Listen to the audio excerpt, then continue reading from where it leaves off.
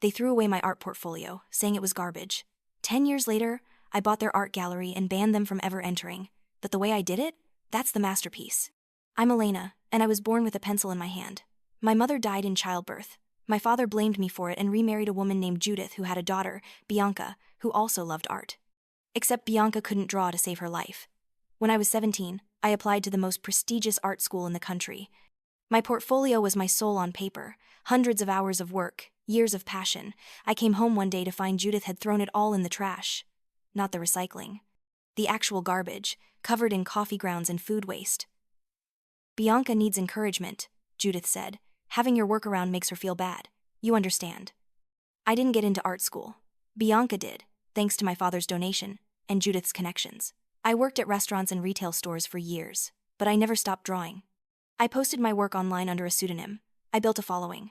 I sold pieces to collectors who never knew my real name. By 30, I was represented by galleries in 3 countries. I was wealthy, successful, and anonymous. Then I learned my father's gallery, the one Judith ran, and where Bianca worked as head curator, was failing. Bianca had curated several disastrous shows. Critics called it the place where art goes to die. I formed an investment group and bought the gallery through intermediaries. I didn't reveal myself until the paperwork was signed. The look on their faces when I walked in as the new owner was worth every sleepless night of the past decade.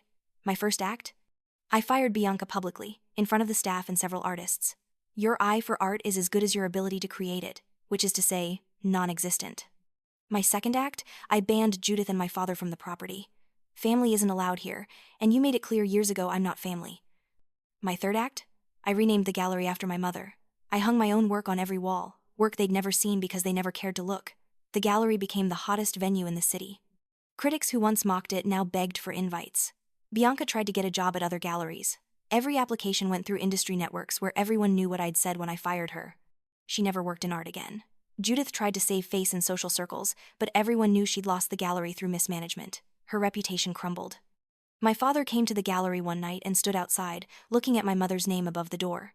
I watched him from inside. He never knocked. Sometimes the best revenge is becoming so successful they can't ignore you, then making sure they can never touch you again. For more incredible stories of turning pain into power, click the link in the description. These stories will change how you think about family forever.